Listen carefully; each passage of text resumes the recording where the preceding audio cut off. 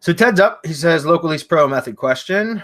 Okay, I'm in a large city with a dozen zip codes within that city name. If I secure a GMB in one of those zip codes with a population of over 10K, should I limit my service area to target just that zip code where the GMB is secured?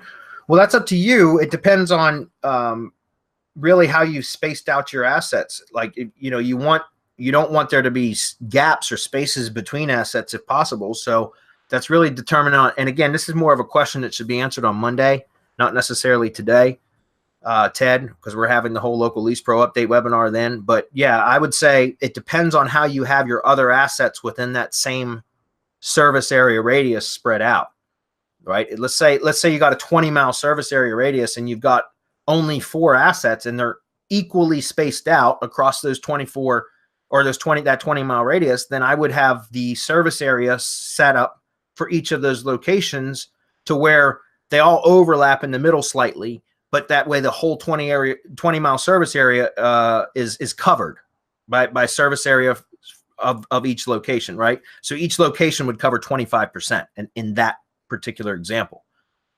So that's how I do it. If you're doing a whole bunch of locations within a particular service area, then yeah, you can go hyper local, which is really what we're teaching with Local Lease Pro anyways, is going hyper local and keeping your service area radius very, very tight or small. Something I've typically been doing is going about a 5-mile radius, guys. That's only a 10-mile service area, right? 5-mile radius from the location itself. That's typically what I'm doing.